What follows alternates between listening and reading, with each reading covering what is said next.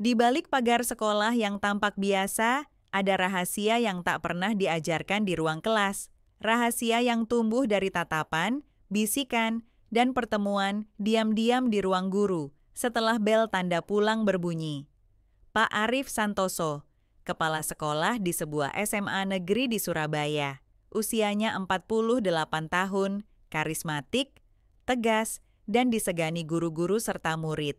Sudah menikah dengan 2 anak, tapi rumah tangganya dingin sejak istrinya pindah ke Jakarta untuk urusan pekerjaan. Bu Nisa Ayu Pratiwi, guru honorer mata pelajaran bahasa Indonesia, usia 27 tahun. Lembut, cerdas, dan punya pesona tenang yang membuat banyak mata diam-diam memperhatikannya. Ia tinggal sendiri di kosan dekat sekolah karena keluarganya ada di Gresik. Bu Ririn, wakil kepala sekolah yang mencurigai hubungan gelap di sekolah. Galak, tapi selalu berusaha menjaga reputasi lembaga. Pak Wahyu, guru olahraga yang pernah naksir Bu Nisa, namun cintanya bertepuk sebelah tangan. Hari itu hujan turun deras di Surabaya. Jam pelajaran terakhir baru saja usai. Lorong sekolah lengang, hanya suara tetesan air dari atap yang memantul ke lantai koridor. Bu Nisa duduk sendiri di ruang guru, menyusun LKS sambil sesekali melirik jam. Belum sempat ia beranjak, pintu ruang guru terbuka pelan. "Masih di sini, Bu Nisa?" Suara bariton khas Pak Arif terdengar dari balik pintu. "Iya, Pak. Nunggu reda hujan sekalian beresin tugas anak-anak," jawab Bu Nisa sambil tersenyum sopan. Pak Arif masuk dan menutup pintu perlahan. Langkah kakinya berat, tapi pasti. Ia berdiri di dekat meja Bu Nisa. Matanya menatap perempuan muda itu dengan ragu yang ditahan. "Kamu tahu enggak, saya sering tunggu momen seperti ini. Waktu kita berdua, tanpa gangguan, bisiknya lirih."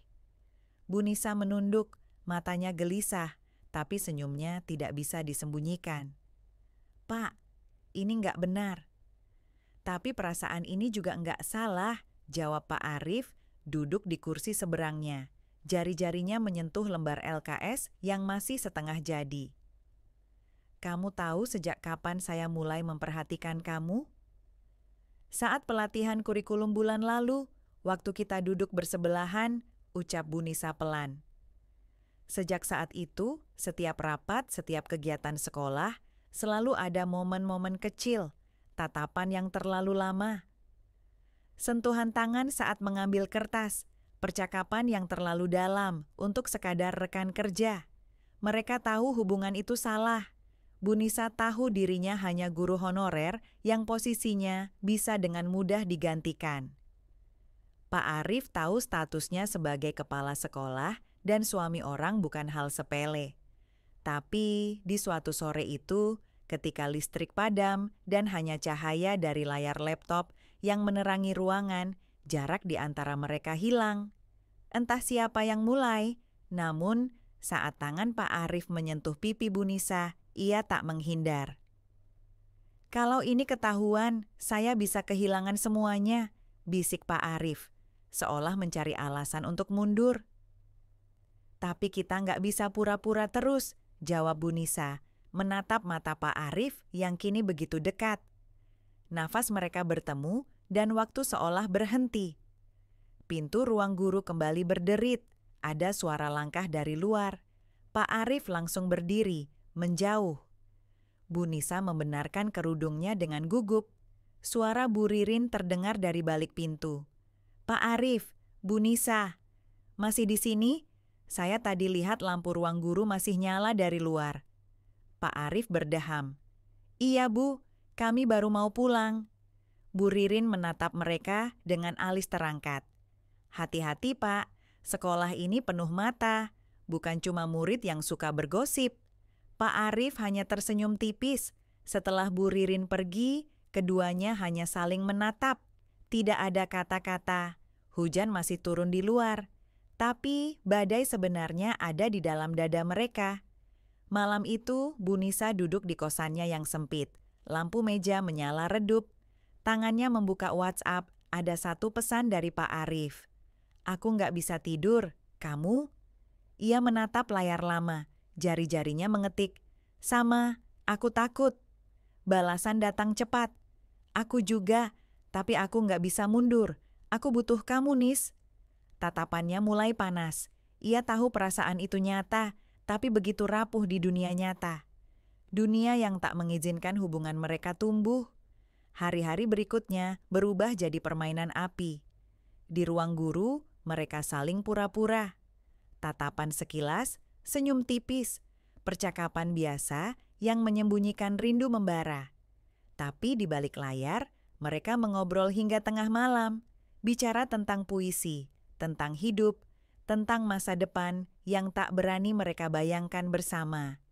Pak Wahyu mulai curiga. Beberapa kali ia melihat Pak Arif dan Bu Nisa terlalu dekat. Ia pernah menyukai Bu Nisa, tapi selalu ditolak dengan halus. Kini, ia merasa seperti orang yang sedang menyaksikan film yang dia tak diundang untuk main di dalamnya. "Saya tahu kamu dekat sama Pak Arif," ujar Pak Wahyu satu siang, saat Bu Nisa sendirian di perpustakaan. Bu Nisa menatapnya kaget, lalu berusaha menenangkan diri. "Maksudnya, Pak? Kamu pikir nggak ada yang lihat? Kamu pikir semua guru di sini buta? Hati-hati, Nis. Kepala sekolah bukan laki-laki biasa." Perkataannya menggantung. Bu Nisa tidak menjawab. Ia hanya memandangi buku yang sedang ia pegang, halaman yang tak terbaca. Puncaknya datang saat evaluasi bulanan. Di ruang kepala sekolah hanya ada Pak Arif, Bu Ririn, dan Bu Nisa. Mereka sedang membahas laporan kinerja guru, tapi atmosfer ruangan berubah saat Bu Ririn meletakkan satu map merah di atas meja. "Saya dapat laporan dari beberapa guru, ada kedekatan yang tidak profesional antara kepala sekolah dan salah satu guru honorer," ucap Bu Ririn dingin. Pak Arif langsung menegang. Bu Nisa menunduk, wajahnya memucat. "Saya tahu ini bisa jadi cuman gosip, tapi sebagai Wakasek, saya punya tanggung jawab dan saya ingin tanya langsung, benar atau enggak?" "Henning," jam dinding berdetak seperti bom waktu. Pak Arif menatap Bu Nisa, lalu kembali ke arah Bu Ririn. "Kami profesional, Bu, nggak ada yang perlu dikhawatirkan." Tapi nada suaranya tak setegas biasanya. Bu Ririn tak berkata lagi, hanya mengangguk singkat. Tapi dari sorot matanya, ia tahu permainan ini belum selesai. Sore itu, di tempat parkir yang sepi, Pak Arif menghampiri Bu Nisa. Mereka berdiri di balik mobilnya. "Aku pikir kita harus berhenti," ucap Bu Nisa lirih. Suaranya nyaris tak terdengar tertelan suara motor yang lalu lalang di luar gerbang. "Tapi aku belum siap kehilangan kamu," jawab Pak Arif. "Kita bukan cuma berdua di cerita ini, Pak. Kita punya banyak penonton, dan sebagian dari mereka siap melempar batu." Angin sore menerbangkan helaian rambut Bu Nisa yang keluar dari kerudungnya. Pak Arif menyentuhnya pelan, seperti ingin menahan waktu. "Kamu tahu nggak, Nis? Sejak kamu datang, sekolah ini jadi hidup buatku." Bu Nisa menahan air matanya. Ia tak menjawab. Mereka berdiri lama, saling diam, sebelum akhirnya berpisah menuju arah yang berbeda. Dan malam itu, dua hati terpisah oleh satu kenyataan. Cinta, seindah apapun, tak selalu bisa tinggal di tempat yang terang. 2 minggu berlalu, seperti mimpi buruk yang berulang. Bu Nisa merasa ruang guru semakin sempit, meskipun meja-mejanya tak berubah. Tatapan teman-teman sejawat terasa menusuk, terutama dari Bu Ririn yang tak lagi basa-basi. Pak Arif pun berubah. Tak lagi sering muncul di ruang guru, rapat mingguan kini diwakilkan pada Pak Wahyu atau Bu Ririn. Tapi setiap Bu Nisa menatap ke jendela ruang kepala sekolah, tirainya kadang bergerak. Seperti ada yang mengintip, seperti ada rindu yang tak bisa menampakkan diri. Sampai suatu malam, teleponnya berdering. "Pak Arif." "Nisa, bisa ketemu?" "Di tempat biasa, aku butuh kamu." Awalnya ia ragu, tapi langkah kakinya seolah bergerak sendiri. 15 menit kemudian, mereka bertemu di dalam mobil Pak Arif yang terparkir di pinggir jalan, dekat taman kota. Hujan turun pelan, kaca jendela berembun, dan dunia di luar jadi samar. Aku nggak kuat, Nis.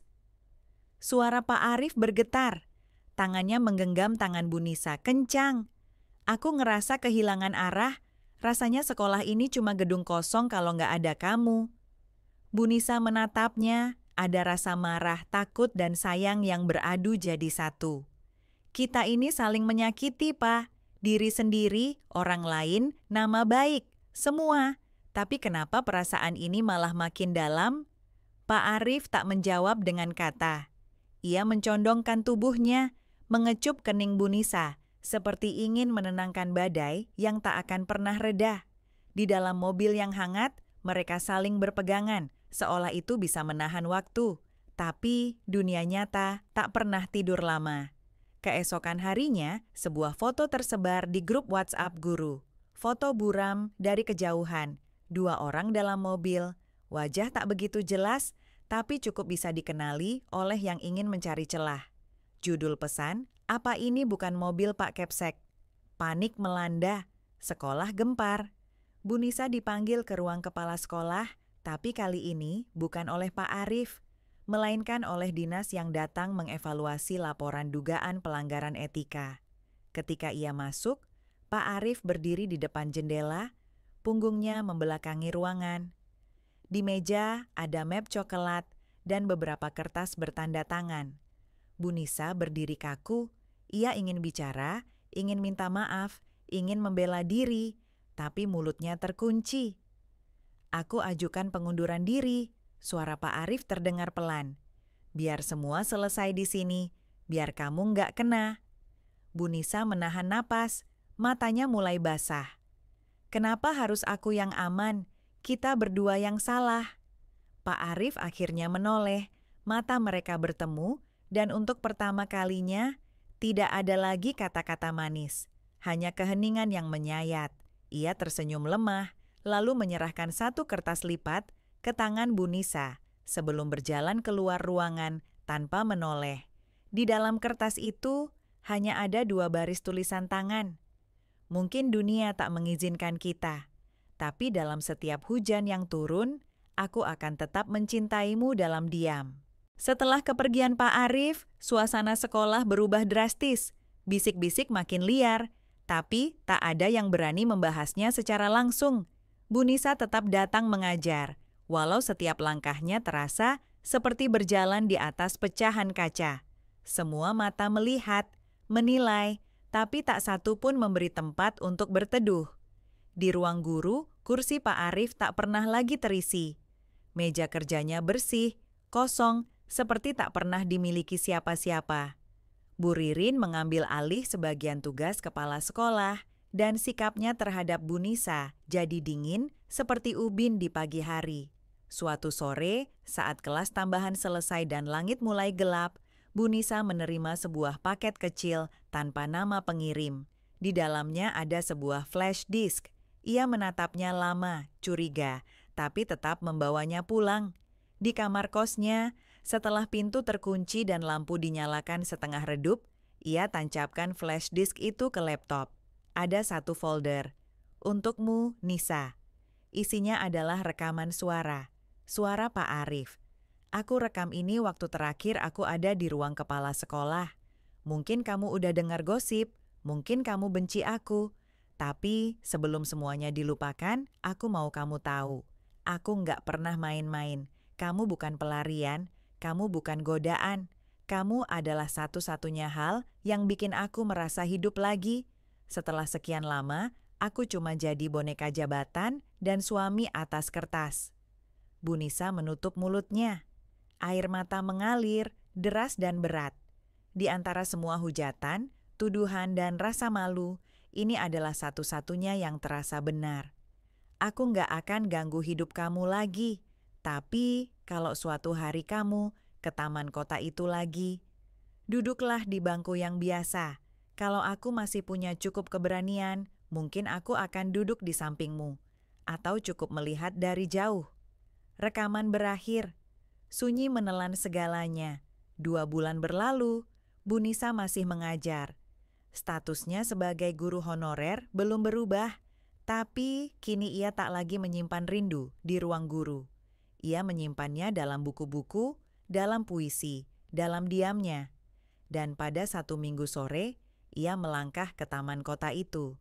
Langkahnya ragu, hatinya gemetar. Ia duduk di bangku yang disebut Pak Arif, sendiri, 5 menit, 10 menit, 15 menit. Tak ada siapa-siapa, hanya anak-anak berlarian, pasangan muda berfoto, dan angin sore yang dingin menelusup jaketnya. Tapi ketika ia hendak bangkit, ada seseorang duduk di bangku seberang. Pria setengah baya, memakai topi dan jaket abu-abu. Menunduk, tidak bicara, hanya menatap dan tersenyum kecil. Dan Bu Nisa hanya menatap balik. Tak ada kata-kata, tak perlu. Karena kadang cinta yang dilarang hanya bisa hidup di ruang-ruang sunyi, dalam senyap, dalam jarak, dan dalam pilihan untuk tidak saling memiliki, tapi saling mengingat. Dan sore pun pelan-pelan menjadi malam.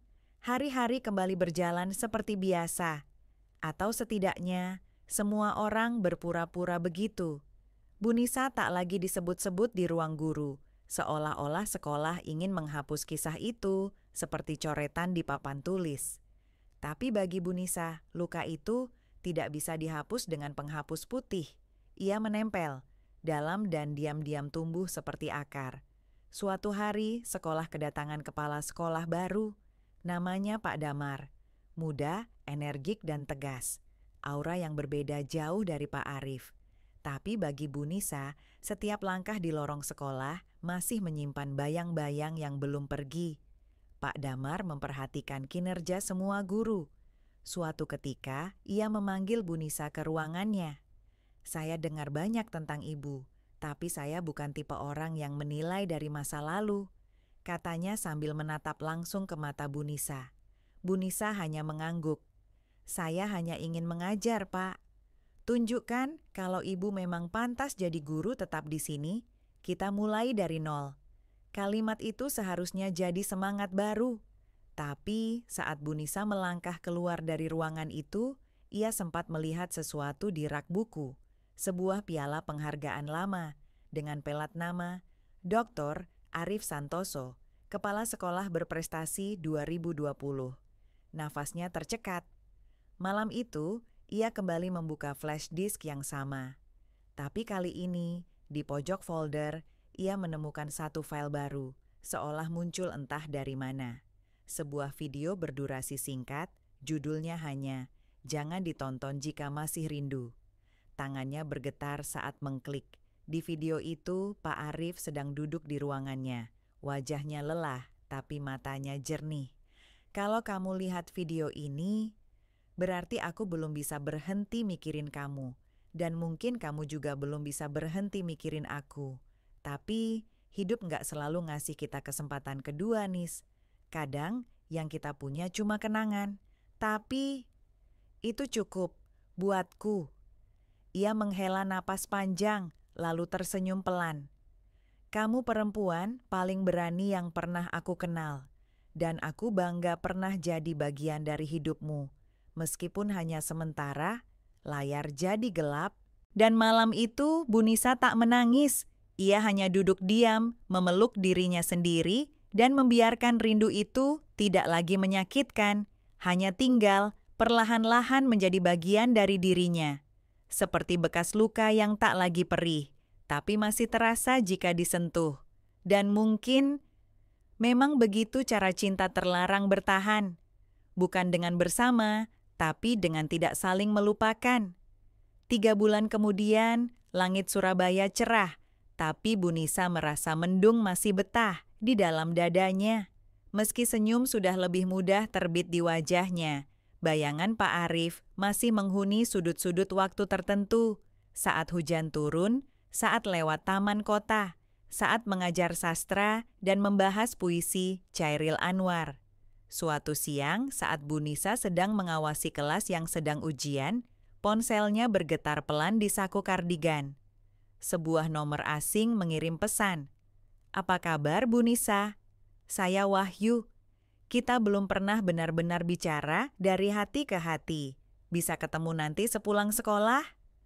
Bu Nisa menatap layar dengan alis terangkat. Sudah lama ia tidak melihat Pak Wahyu bicara banyak sejak insiden itu. Ia membalas singkat, "Bisa. Di mana?" Mereka bertemu di warung kopi kecil dekat sekolah. Tempat itu sepi, hanya ada mereka berdua dan pemilik warung yang sibuk menyapu. "Saya cuma mau bilang satu hal," ujar Pak Wahyu setelah menyeruput kopi hitamnya. "Saya dulu cemburu. Saya tahu kamu nggak pernah suka saya, tapi bukan berarti saya harus ikut jadi bagian dari yang menjatuhkan kamu. Saya minta maaf." Bu Nisa diam, lalu tersenyum tipis. "Terima kasih udah ngomong jujur. Saya juga minta maaf kalau pernah bikin kamu salah paham." Pak Wahyu mengangguk. Lalu ia keluarkan sesuatu dari dalam tas kecilnya. Sebuah surat. "Ini bukan dari saya. Ini dititipkan ke saya. Dari Pak Arif." Jantung Bu Nisa seperti diputar mundur. Ia mengambil surat itu dengan hati-hati, membuka lipatannya perlahan. "Nisa, aku pergi bukan karena menyerah, tapi karena tahu kalau aku bertahan, kamu yang akan hancur. Aku ingin kamu hidup baik, tanpa bayang-bayangku. Tapi aku tetap percaya beberapa orang ditakdirkan untuk saling mencintai. Hanya saja tidak untuk saling memiliki. Teruslah menulis. Teruslah menjadi terang di ruang-ruang kelas itu. Dan kalau suatu hari kamu melihat buku puisi di toko dengan nama Arif Santoso sebagai penulisnya, ketahuilah, sebagian dari puisi-puisi itu kutulis untukmu, selamanya dalam diam." Abu Nisa tak bisa menahan air matanya kali ini. Tapi ia menangis bukan karena patah, bukan karena sakit. Ia menangis karena akhirnya bisa melepaskan. Melepaskan seseorang yang sudah memberinya rasa, luka, dan kekuatan sekaligus. Minggu berikutnya, Bu Nisa datang ke toko buku di Jalan Basuki Rahmat. Di rak sastra lokal, ia menemukan sebuah buku tipis dengan sampul sederhana. Puisi untuk yang tak bisa kusapa lagi. Penulis, A. Santoso, ia mengambilnya, membalik halaman pertama. Puisi pertama berjudul, "Guru Honorer di Hati yang Tidak Tetap." Dan senyum itu kembali muncul di wajah Bu Nisa, pelan, dalam, penuh arti. Ia tahu cinta mereka tidak pernah benar. Tapi sekarang ia tahu juga tidak semua yang tidak benar itu harus dibenci. Beberapa cukup dikenang, dihormati, diterima, seperti musim yang hanya datang sekali, tapi meninggalkan aroma yang tak pernah hilang. Dan di luar toko, Surabaya tetap sibuk seperti biasa. Tapi di dalam hati Bu Nisa, sesuatu sudah benar-benar berubah. Cinta itu masih ada, tapi kini tak lagi bersembunyi, hanya tinggal, diameter, dan tidak minta kembali. Dari luar, hidup Bu Nisa tampak tenang. Ia tetap mengajar, mulai rutin menulis puisi. Bahkan beberapa karyanya dimuat di majalah sastra kampus. Namun setiap kali ia berdiri di depan kelas, menyebut nama-nama penyair yang mengenal cinta lewat kata, pikirannya selalu kembali pada satu orang. Lelaki yang pernah mengubah caranya memahami rindu. Satu hari di bulan Desember, sekolah mengadakan lomba baca puisi antar guru dan siswa dalam rangka Hari Bahasa. Bu Nisa diminta menjadi juri utama. Ia setuju, tapi tidak menduga bahwa salah satu siswa akan membacakan puisi dari buku puisi untuk yang tak bisa kusapa lagi. Judul puisi itu, "Langkah-langkah yang tidak jadi kembali." Suaranya bergetar ketika mendengarnya. Baris demi baris, setiap kata adalah luka lama yang menolak sembuh. Tapi kali ini, luka itu terasa seperti teman lama yang datang, bukan untuk menyakiti, tapi untuk mengingatkan. Seusai lomba, siswa itu menghampiri Bu Nisa. "Bu, bukunya Pak Arif keren ya. Katanya beliau sekarang tinggal di Malang, buka rumah baca buat anak-anak." Napas Bu Nisa tercekat. "Dari mana kamu tahu itu?" tanyanya pelan. "Dari temanku yang pindahan dari Malang. Katanya sering lihat Pak Arif ngajar anak-anak jalanan baca puisi dan menggambar. Bu Nisa tersenyum, campuran antara kelegaan dan rasa yang tak bisa dijelaskan dengan satu kata. Ia tidak tahu harus bahagia atau sedih, tapi setidaknya ia tahu Pak Arif baik-baik saja. Masih mengajar, masih menulis, masih menjadi versi terbaik dari dirinya. Beberapa minggu kemudian, Bu Nisa naik kereta ke Malang. Ia tak bilang pada siapapun. Tidak berencana mencari, tidak berencana bertemu, hanya ingin tahu sejauh apa cinta yang dulu pernah hampir mereka perjuangkan telah tumbuh dalam diam. Di sudut alun-alun, ia menemukan rumah baca yang sederhana. Cat temboknya pudar, tapi di jendela tertempel secarik kertas. Membaca adalah cara lain untuk merindukan yang tak bisa disentuh. AS ia tidak masuk, ia hanya berdiri di seberang jalan, melihat dari jauh. Di dalam, Pak Arif sedang duduk mengelilingi anak-anak, membacakan cerita dengan suara yang pelan tapi hidup. Dan untuk pertama kalinya, Bu Nisa tersenyum tanpa air mata. Karena sekarang ia tahu, cinta tidak harus berakhir di pelaminan, tidak harus berfoto berdua, tidak harus menggandeng tangan. Kadang, cinta hanya perlu tahu bahwa orang yang kita sayangi hidup dengan baik, dengan tenang, dengan cinta yang tumbuh ke arah yang berbeda, tapi tetap dari akar yang sama. Dan sore itu, Bu Nisa kembali ke stasiun, sendiri, tapi tidak lagi merasa kehilangan. Beberapa bulan berlalu setelah perjalanan singkat itu ke Malang. Sejak hari itu, Bu Nisa tak lagi menengok ke belakang dengan rasa sesak. Ia kembali ke Surabaya dengan dada yang lebih lapang, seolah satu keping hatinya yang selama ini hilang, akhirnya menemukan tempat untuk beristirahat. Hari-harinya kembali sibuk dengan rutinitas sekolah, tapi kali ini dengan semangat yang lebih jernih. Ia mulai menginisiasi kelas menulis puisi untuk murid-muridnya. Di setiap bait yang mereka tulis, ia menemukan dirinya, dulu yang mencintai kata-kata sebelum cinta datang dalam bentuk yang membingungkan. Tak butuh waktu lama sampai salah satu puisinya diterbitkan dalam antologi nasional. Judulnya, Cinta yang Tak Berbatas Nama. Sebuah puisi panjang yang, tanpa harus menyebut siapapun, menjadi pengakuan paling jujur yang pernah ia tulis. Pada acara peluncuran buku itu, di sebuah perpustakaan budaya di Surabaya, ia membaca satu bait yang membuat seluruh ruangan terdiam. Aku mencintaimu dengan cara yang tidak akan pernah dimengerti oleh dunia. Bukan karena dunia salah, tapi karena cinta ini tak ditujukan untuk dipahami. Ia hanya untuk dikenang dan cukup. Dan di barisan paling belakang ada seorang pria bertopi, berdiri sebentar, lalu pergi sebelum tepuk tangan bergema. Bu Nisa tidak mengejarnya, ia hanya menunduk dan tersenyum. Karena kali ini, ia tidak butuh pertemuan untuk merasa lengkap. Tahun demi tahun berlalu, Bu Nisa akhirnya diangkat menjadi guru tetap. Ia dikenal sebagai pengajar yang tak hanya mengajarkan bahasa, tapi juga jiwa. Ia mengubah ruang kelas menjadi panggung-panggung kecil, tempat murid-muridnya belajar mencintai, tanpa harus memiliki. Suatu malam, saat ia menyortir surat dari sekolah, ia menemukan undangan sederhana yang dikirim oleh sebuah komunitas sastra di Malang. Di bagian bawahnya tertulis, pembacaan puisi oleh A. Santoso. Ia menatap undangan itu lama, lalu meletakkannya di meja, tidak memutuskan apa-apa malam itu. Keesokan harinya, saat ia mengajar, seorang murid bertanya, "Bu, cinta yang paling kuat itu yang kayak gimana?" Bu Nisa tersenyum. Matanya menerawang sejenak sebelum menjawab, "Cinta yang tidak menuntut dimiliki, tapi tetap tumbuh, bahkan saat tidak disiram."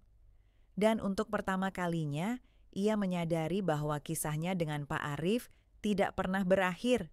Ia hanya berubah bentuk, dari kisah rahasia yang membakar dada menjadi sesuatu yang sederhana. Luka yang tidak lagi nyeri, rindu yang tidak lagi memberatkan, dan cinta yang akhirnya cukup hanya dengan tahu Ia pernah ada dan tetap ada.